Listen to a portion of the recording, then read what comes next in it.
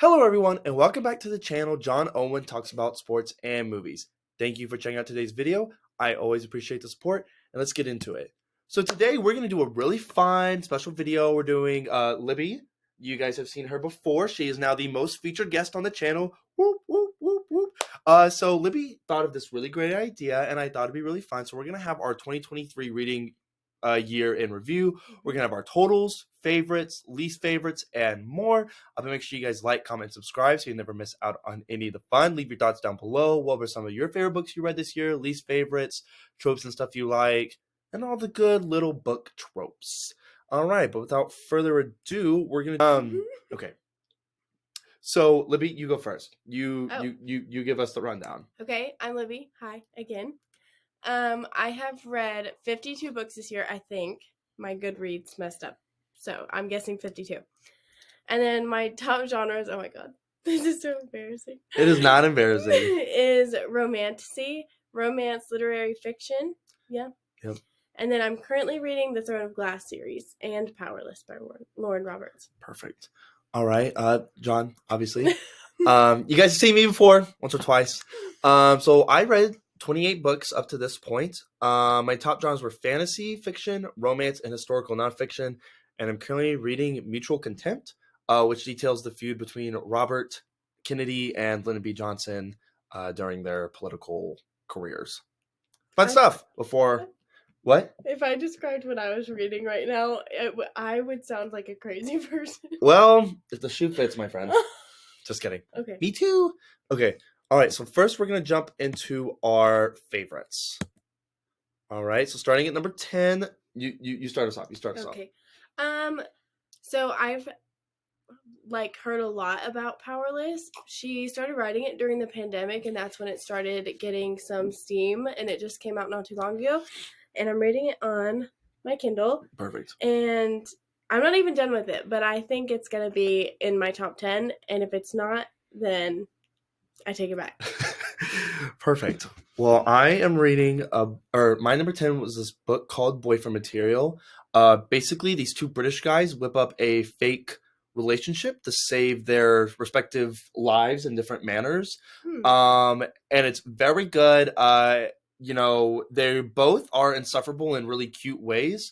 And they're a match made in heaven. And, it's a little bit of a slow burn, but they do, make it work. And so it's really great. Oh, also, spoiler warning for anything we may talk about in these books moving forward.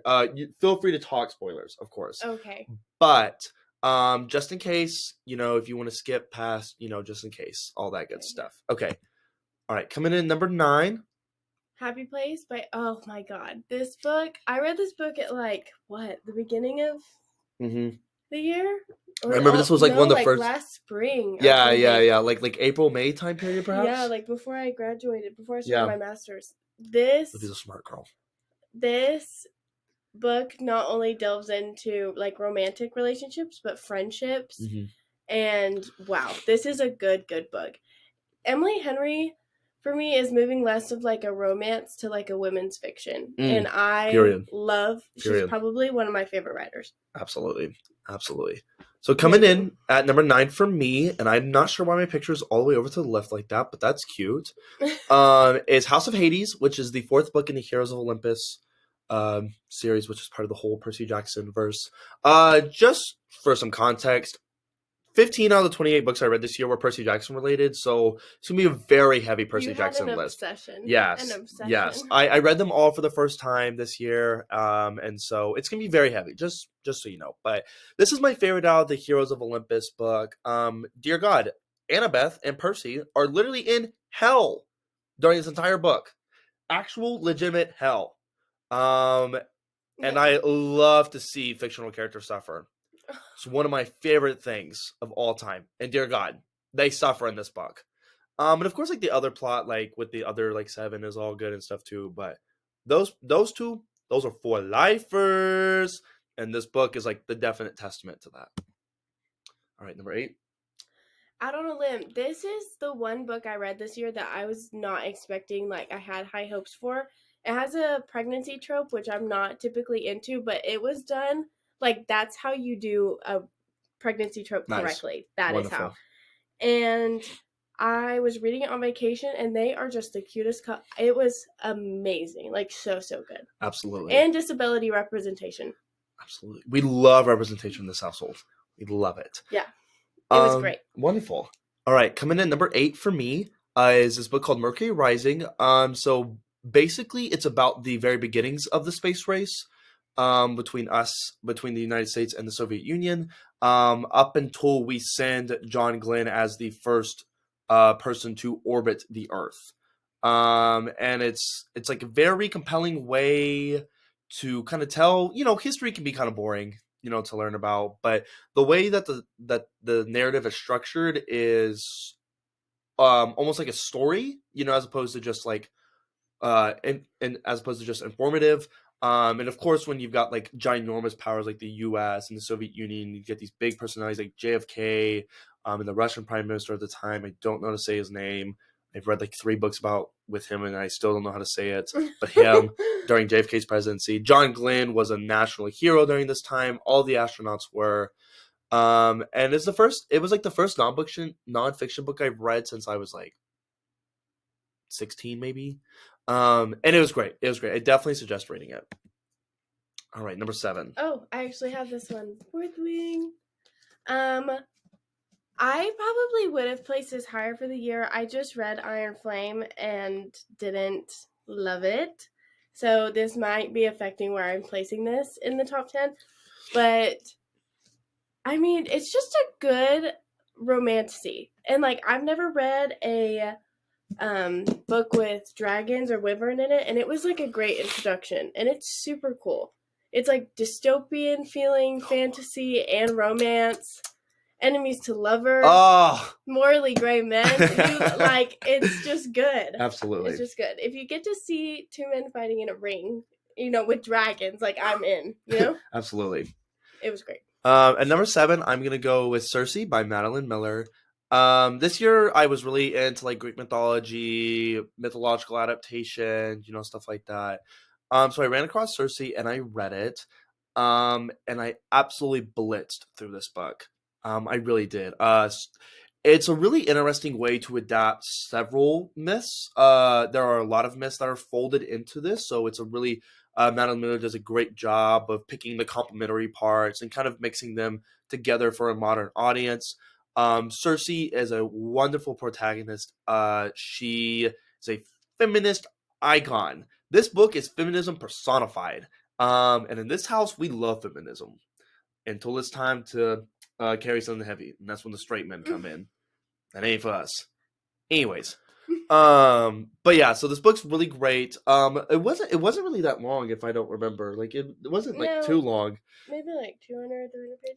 Yeah. So it's a quick read, but it's also like the writing in it is like very detailed, and it's just great. All right, number 6. Oh, got Gib. The Ballad of Never After. This is one of my favorite series this year, but by far the second book is the best. I love Jax. I love Evangeline. This fantasy is more like fairy tale fantasy, like princes and like magical little, what are they called? Like doodads. I don't know. Like trinkets. Magical little trinkets. Yep. All this fairy tale feeling, and it gave the best vibes. And I loved these books. I loved them. And she was a fairy. It was so good. So coming in at number 6 for me is The Lightning Thief. The OG, the Kickstarter to the entire on-sprawling Percy Jackson universe. You know what? Rick could have just written this book and cleaned up shop and called it good. This book is incredible. Arguably, objectively, the best book of the entire series, of the entire Percy Jackson universe. But I really love whenever the main protagonist, and we're seeing it through their eyes, enters a very deep world in which they know nothing about. So in real time, we're learning about the world as they are. Similar when Harry Potter goes to Hogwarts for the first time and all that. Like, we're learning about the world as Percy is, and I think there's a very kind of intimate feeling to that. And the ability to weave in like these massive Greek figures into the modern world. I think Rick does just an incredible job across the series, and that all starts with The Lightning Thief. All right, coming into our top 5. Wow. Woohoo! Okay. Oh, this whole series is so good. But at 5, I have A Court of Mist and Fury. I loved all of these books so much. Like, I've never been so immersed in any world in my life, felt so connected to any characters. This book is amazing. I would say that out of all this series, the romance in this book is the most fun and like the most heavy in the plot of this book throughout the series. Enemies to lovers, morally great, like how many times do I have to say it? It's so good. Strong female protagonist. Yep. So good. Absolutely. At number 5, I'm cheating a little bit, but it's my video, my list, my channel. You do what I want. I'm going to go with the Hunger Games trilogy. So I reread these for the first time since I was like 11. And so I really had a much deeper appreciation for them this time around. And you know what? I am what's a nicer word to use this? A sucker for world building. And the Hunger Games is just, I think honestly, it may be the most impressive writing achievement of this century. It has the ability for Suzanne Collins to tell such heavy world building through the eyes of such a blunt, concise narrator as Katniss is. Oh yeah. Like the ability to get that much world building out of Katniss, who like doesn't want to say more than 6 words at a time because she's just messed up. Just so fair, valid. I think is a truly incredible achievement of world building, and I think the fact that each entry is better than the last and builds upon each other, it maintains the momentum. You never get bored, and these books are not long. I think even like Mockingjay is still under 400 pages. They're so good. They are such a crisp, concise, and insightful read, and they become stuff out in the real world. Yeah, I actually think this wouldn't be in my list for I'm doing a list just of 2023 reads because I love the Hunger Games, and I agree with everything you just said. And as I get older and continue to read it, it like goes even deeper.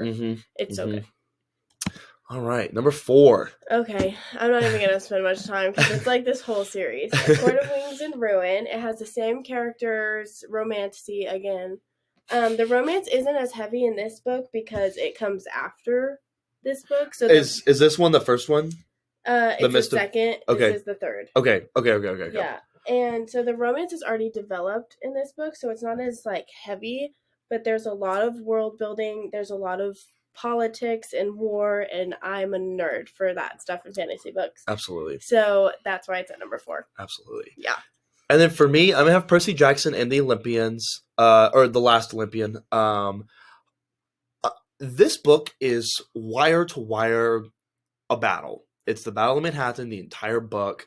The pacing of this book is probably one of, if not the best I've ever seen in a piece of media.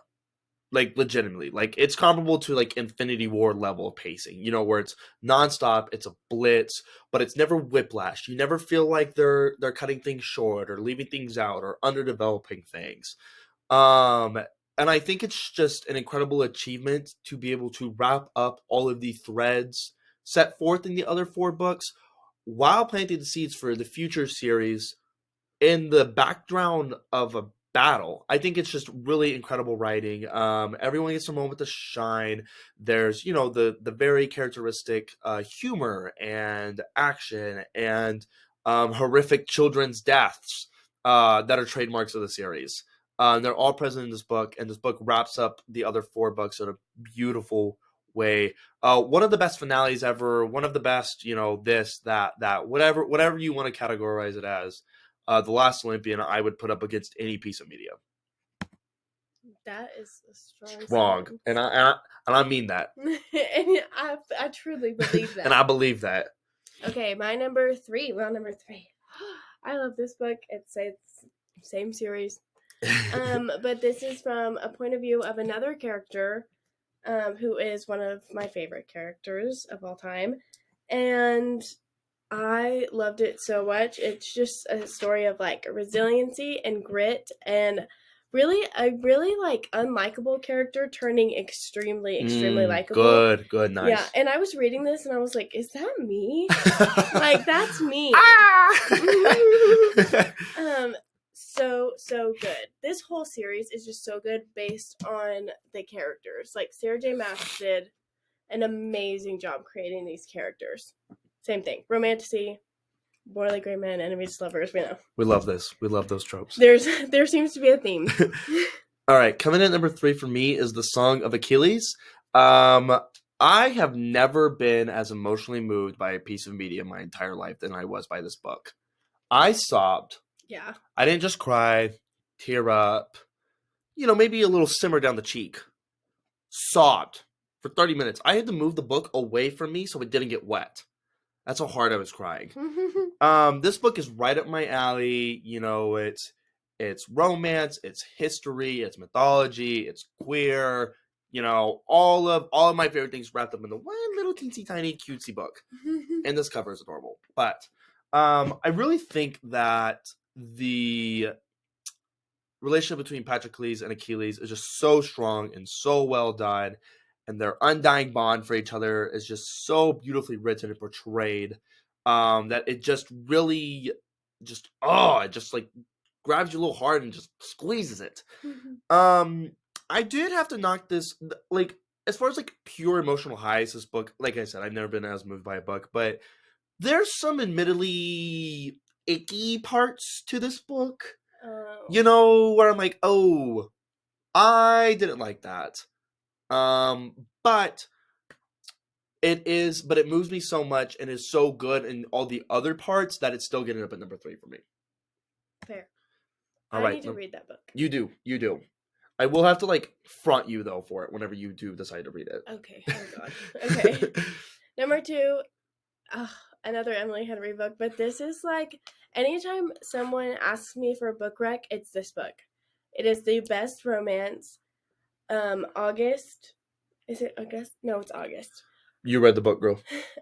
August Everett is my book boyfriend. Like, he will be my choice till I die, always. Him. I love January as a protagonist. She's so likable and so much fun. It really is just the perfect little romance book.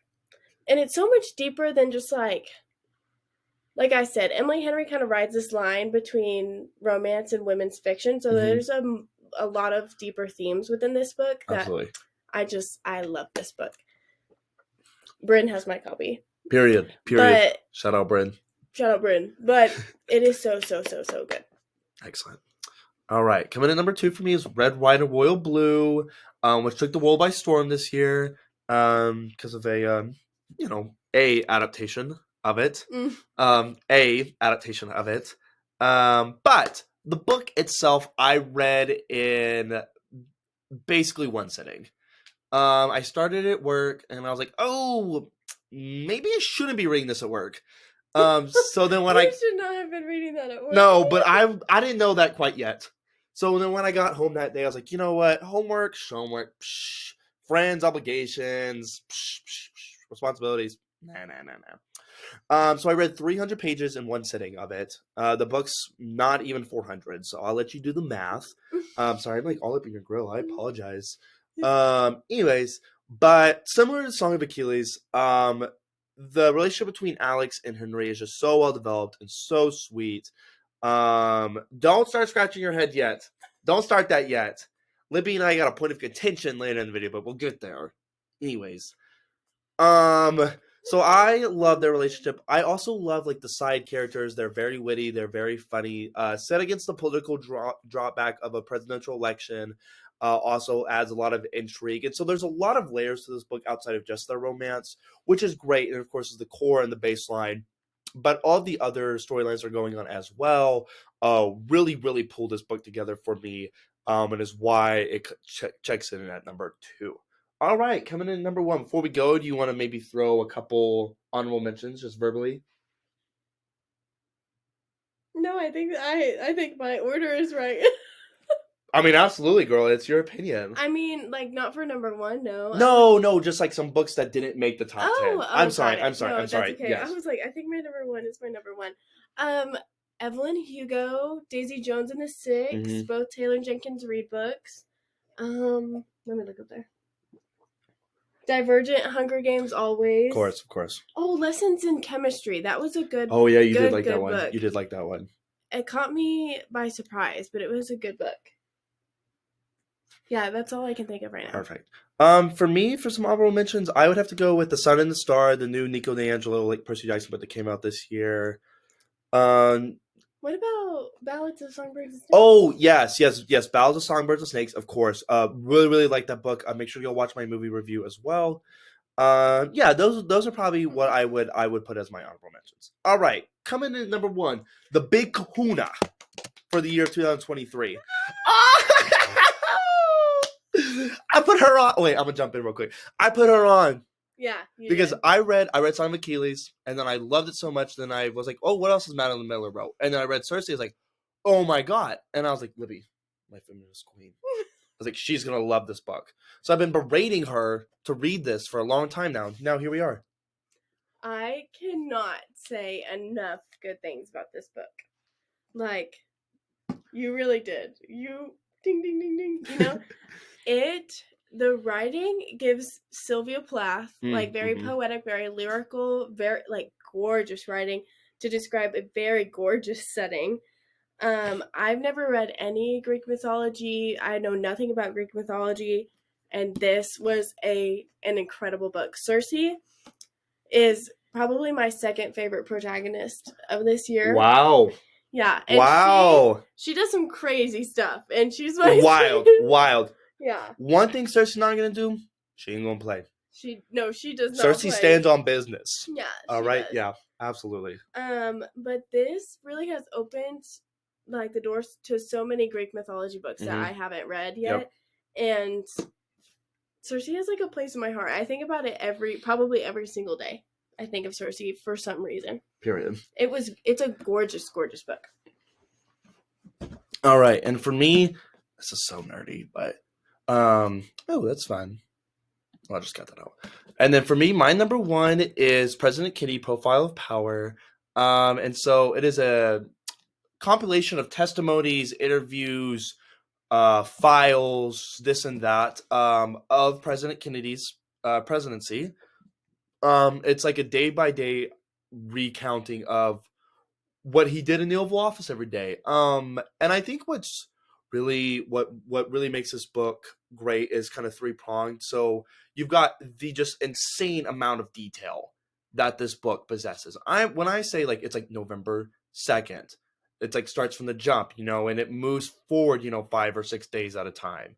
And just to have that much detail and like very, very close firsthand accounts is really incredible. And then you combine that much detail with such a captivating political figure and a captivating time period. And you've got yourself a recipe for, a book that is 700 pages, and I read it in a week. That's crazy. Yes. Yeah. Like absolutely insane. That was literally Avatar for me. Yeah. Yeah, exactly. JFK, this book tackles his presidency and the time period at very objective face value. It never states an opinion. It's just like, hey, here's what happened. So it highlights the good and champions all the great stuff he was doing, but also does not shy away from showing the very public and very strong shortcomings of his time as president of the United States. JFK was all over the board. He's charismatic, but he's very pragmatic. And he's very, very handsome. Very handsome. Very handsome. Thank you, JFK. But, and then he's got these great big highs with the Cuban Missile Crisis and, civil rights and all this stuff. But then he also has the Bay of Pigs invasion and can't get the economy in order and like all these things. And so it really massive struggles with health and fidelity and all these things. And so yeah, exactly. And so it like details everything that goes on during his presidency. And it was really a truly incredible read. Wow. All right. So next we're going to move on to something a little less fun. Our bet noires. I think that's how you say it. Our least favorites. Okay, so keep this in mind. So number 1 is our most hated out of this group. So it's working down from our favorite of the least favorites down. Yeah, also not to be like that, but I feel like I didn't hate any of them. It's Yeah. just like they didn't work for me. Me too. That's not true. The number 1 book on here, but we'll get there. Okay. And the opinion that Libby has, but we'll get there. Oh god. Number 5. You start. Okay, Icebreaker. I didn't necessarily totally dislike this book. I just think I've read a lot of my nose is so red. I've read a lot of romances this year, and the plot in this just wasn't there for me. There's not a lot of it, 1, which tells you a lot, but 2, the characters were just face value to me. They didn't really jump off the page in any way, and they were a little bit toxic, and the main girl, I understand being a perfectionist, because that is me. Yeah. But also, she takes it out on everyone else, and I think she should talk to someone about that. Exactly. A therapist, perhaps. Maybe. Okay, coming at number 5 for me is The Sea of Monsters, which is the second of the Percy Jackson books. It hurt me to put this at 5. It did. But it is easily the most childish out of the 5 Percy Jackson books. I'm not really sure what the idea was to lower the maturity level going from the Lightning Thief to this book. I'm not exactly sure what the thought process was behind that. This is the only book out of the original 5 that I would consider skipping upon an eventual reread. Not that I think I would, but this is the only one that I would consider skipping upon a reread. Okay, number 4. Oh, Magnolia Parks. This is one of the books that I love to hate to love, whatever I'm feeling. I think about this book a lot. But it's because it is so toxic and terrible, but yet so entertaining. And it literally, out of all the books I read this year, this book shattered my heart into a million pieces. And I don't know why. Because I don't want them together. But I think the author said she wanted them together so many times that I started to believe it. But they shouldn't be together. And there's a whole series of them fighting, and I'm done. I'm not dealing with more toxicity. I'm not doing it. She ain't gonna do it. Bye. Coming at number 4 for me is The Lost Hero, which is the first of the Hero Olympus books. You know what? I hate to say this. Actually, no, I don't. Out of the members of the 7 and the later Percy Jackson universe books, this book unfortunately has all 3 of my least favorites out of that 7. Jason in this book, okay, this is not Jason's fault, okay, but Jason has amnesia in this book, and one trope I cannot stand, it drives me up a wall, is amnesia. It never works. Because it's just a lazy excuse to not have a character with a well-defined personality. It's lazy. It's lazy. And so Jason is just bland in this book. And Jason's already he already gives Boy Scouts, Captain America, type beat. A little bit of a goody two-shoes, a little uptight. He's already is that. He doesn't need help by having damn amnesia. All right? Not his fault. It's not Jason's fault. All right? I'm Rick, don't do that to him. You already put him in a lower position because you were trying to make him, or you juxtaposed him against Percy, and it was never going to work for him. It's never going to work for him. So you really put my man behind the 8-hole. I don't know if that's a saying, but you get what I'm trying to say. I really think this book's just really boring. Just I remember what happens in this book at least, but it is boring.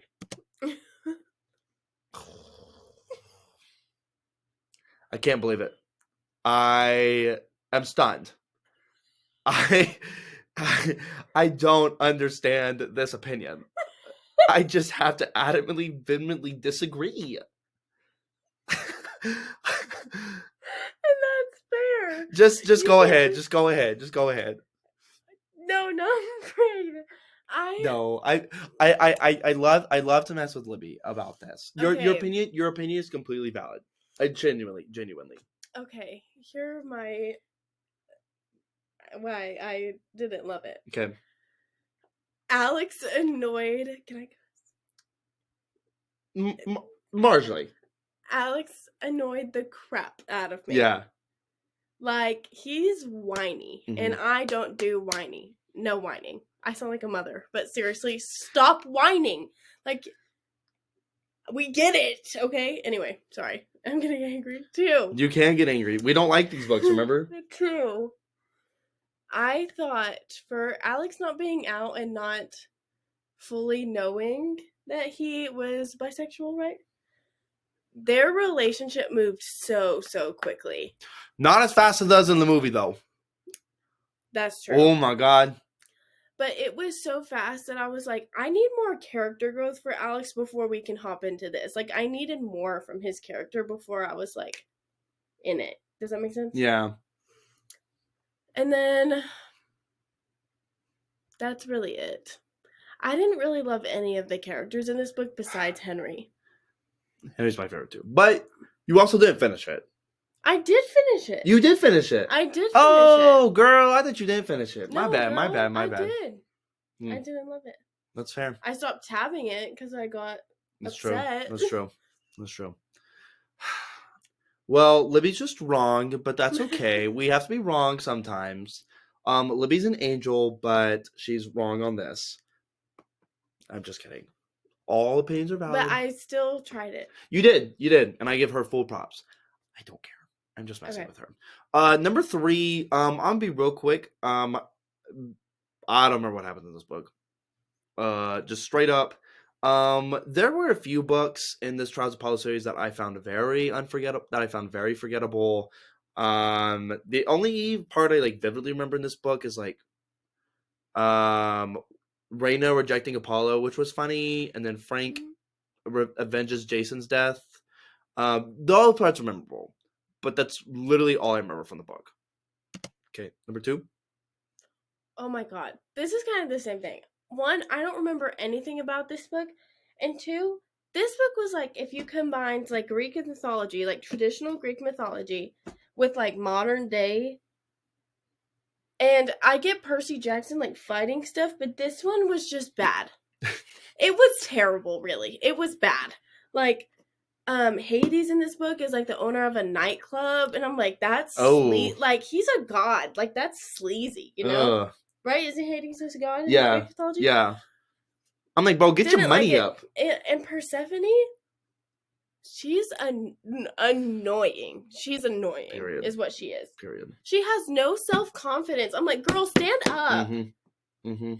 Anyway, the total opposite of Cersei, actually. Yeah, absolutely. And for me, number 2, I'm gonna repeat everything I said for the Tyrant's Tomb, except retract the memorable moments. I couldn't tell you one thing that goes on in this book. Other than the fact that it's like in Indianapolis. There's ostriches. And there's like these war ostriches. It reads even worse. It reads even worse than it sounds. So that's why it's at number 2. All right, coming in at number 1. I have a deep hatred. Like, you go first. I just got chills all over my body. I hate this book. Actually, yeah. You know when John said earlier, like, when I was like, it wasn't the book for me. No, I hate this book. I hate this one. Because Love in Other Words is a fine book. It's a good romance. I think I gave it like 4 stars. Carly Fortune took that book and made it freaking terrible. Mm-hmm. I'm not going to spoil it for anyone. I'm not. But don't read it. Like, just keep yourself happy and don't read it. I've never hated a protagonist more. Period. They act fine. They're like, whatever. But the thing they do that breaks up this couple, like, I would have never gotten back together with her. I would have literally set this book on fire before getting back together. Anyway, don't read it. In the same vein, listen. I try to find enjoyment in the media I consume. I tried. I tried really hard. Babe, that cover's not great either. When I read, all right, I thought this would be a cutesy little book, right? It is the slowest slow burn I've ever experienced. And look, I get a slow burn. It's not my personal favorite trope. hate slow burn. It's not my personal favorite. But like, when done well, it can work, right? Not until the second to last page. I don't want it that slow. The second to last page of a romance book about the romance between these two men. Chasten is likable, and the main character, I blocked his name out. I could not commit memory to his name. Is the he's not whinier than Gale from Hunger Games. No one can be whinier than Gale. He got to be the second whiniest person I've ever read about in my life. Whine. No, third. Like me. Behind Dan Humphrey. It's Gale. What's his name? Hawthorne? Hawthorne. Dan Humphrey, the main character from Best Men. But they're just whiny. Go get a damn pacifier. Stop crying. About everything. You're insufferable. And Chasten's way harder than you. You jackwagon. I hate it. I hate this book. Don't read it. Don't read it. Absolutely do not read it. You will be depressed after you read it. Not because it was good, but because you were like, damn, I wasted my time. You will absolutely 100% feel that way. Anyways, on to the next section. Things we like again. Favorite protagonist of the year. You want me to go? Of course. Ladies first. My favorite protagonist was between Cersei and Nesta. But Cersei does some pretty questionable things, I won't lie. That is true. Nesta does too, but I have never related more to a character in my life. She is a bad bee. Period. And she doesn't lose self-confidence. She is resilient and has grit, and I love her. Absolutely. She really screams to the mentally ill queens. Absolutely. And I love her. Y'all be related in the asylum. Me too, though. Because my favorite protagonist here was Percy Jackson. Now you be thinking, John, he's a teenager. He's a child. He's a child. He can't be that crazy. No. My man is psychotic. All right, listen. He is overpowered, and he knows that.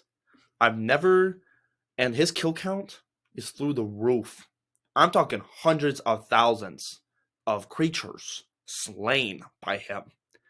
But fiercely relatable about his fierce loyalty to his friends, his determination, his will to do the right thing, getting anxious about the pressure that you put on yourself and then others expect of you.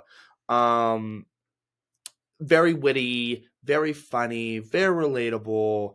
I mean, it also helped that he was the protagonist of, 8 books I read this year. So that certainly helps. And so, yeah. So for me, Percy's going to check in at number 1 on the protagonist. All right, our favorite villain. Yep. Oh my god. I'm blushing. My favorite villain is Jax. And I think if you haven't read these books, you could not have a more favorite villain. He is witty, and he's like, you never know if he has good or bad intentions, which we know I love a morally gray man. Absolutely. How many times do I have to say it? I don't even know what to say. Like, Period. He takes my breath away. Period. So, and he's fictional. Anyways. For me, I'm gonna have to go Luke from Percy Jackson. Like I already told you, this list is gonna be very heavy Percy Jackson. But I think that what separates Luke from the other villains in the series is that while he does horrible, bad, horrific things, No good. he is doing it from a very relatable place. A feeling of abandonment, a feeling of not of feeling unwanted, of just wanting to have a sense of community and to be supported and to be loved. Now how he goes about that, of course, is wrong, very wrong. But I didn't really read like a lot of books with like great villains this year, or like villains that I thought weren't like complex or anything like that. Like Kronos and Gaia and like some of the other villains I read in books were just like very very one dimensional. Or there's like some other characters in other books that do like questionable things, but I wouldn't classify them as like the villain in those books.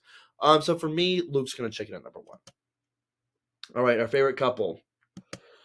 Oh Go, my Lib. gosh. Okay, so this is a picture. Well, the girl, I don't know who she is, but that's Logan Lerman. And Logan Lerman is my August Everett from Beach Read. So this is the couple from Beach Read, January and August. They are perfect in my eyes. Like I said, August is my book boyfriend and always will be. Well, besides Peter Millark. But Of course. second, I don't know. I can't pick between them two. But they are the sweetest couple, and I just think they fit so well. And the thing I love about Beach Read, and I think what makes it my favorite romance for sure, is how likable they are together and how believable they are as a couple. Yep. Awesome. And that's on period. For me, I'm gonna go with Achilles and Patroclus from the Song of Achilles. Like I said earlier, like their relationship and bond is so pure and so strong. The way that Patroclus talks about Achilles, I want someone to talk about me like that. I Would Know Him Blind is the name of my like little lovey-dovey song playlist. Because that's so... I Would Know Him Blind? Are you kidding me? I have to read this book. You do have to read it. Especially after Cersei. Yes, absolutely. Like you're like what's the Taylor pen that she uses when she's getting like the quiver? The quill? The quill. That's how that's how he talks about Madeline Miller's writing is just like Sylvia Plath. Yeah. Like it sounds Yeah. Same wavelength. Okay. But so yeah, just the way they describe each other and the way they act for each other. I mean, Achilles fights a whole war, because he's like destined to do it and all that stuff, but he was like, hey yo, if you touch Patroclus, you're gonna die. And he kills several people because of it. Like, means something to me. I love that. But yeah, so they're my favorite couple of this year. All right, and our last section is our favorite trope. Oh no, that's not true. It's not our last section. Oops. But favorite trope. Libby? We already know what it is. Morally gray men, enemies to lovers, pathologize me, go into my head and decide this is what I want to read every time. That's what I want to read. Absolutely. Because I don't know, just diagnose me. I don't know. It's amazing, and you should try it. And for me, I'm just gonna go with its absolutely psychotic and unhinged protagonist. JFK. Katniss. Percy. Katniss for sure. Oh my god. Which is so fair. If I had that much trauma too. Oh. Absolutely. Put me in a straitjacket. I'm done. But I love a main character who is just absolutely balls to the walls nuts. I love it. I'm like, thank you. Cersei's kind of nuts. Yeah, I mean, dear God, what she does on that island, I'm like, that's what I'm talking about. I don't know if I would have done that, but I get it. Yeah. I get it. So, for me, I just absolutely love someone who's just like, they got a few screws loose. I love it. Love to read about them. Okay, and there are 2024 reading goals. Okay, my choice for reading goals, I think I'm going to add to this too. Mm-hmm. But I want to read more classic fantasy, so like The Hobbit, Harry Potter, Narnia, because I read a lot of romantasy this year, and I want to get more into like the foundation of fantasy. Mm-hmm. And then I also want to read more Greek mythology, which is different for me. But I'm like, this Cersei literally changed like my entire outlook of reading. Yeah. And I put her on. It was That's what I'm talking about. And then for me, I want to continue to read more nonfiction. Like I'm reading this RFK and LBJ book. I've bought a lot of nonfiction books because I thought like, oh, it's gonna be aesthetic. So now I actually need to read them. But I do like those books, so I'm not like expecting this to be a struggle. And I would also like to read some fantasy books this year, some like dragon type fantasy, or like this guy, or like any of the massive amounts of fantasy books Libby has referenced. You take all of them that you want. And so that I would also say that's my other goal, is to read more fantasy and to read more nonfiction. I think you would really like Dark Academia. Oh yeah, yeah. I think he should start reading Dark Academia. Period. And excuse the hair. But all right. So thank you for watching the video today. I know that was very lengthy, but we appreciate you sticking on to this point. Libby and I worked very hard this year to read a lot of books because we love to read. And I actually want to thank Libby for inspiring me to read more. Because I saw that she was reading. I was like, that seems pretty chill. And so now Gibby and I bond over books. And it's so much fun. And she's the best, just in general. But but make sure you check out all the linked content and have a great day.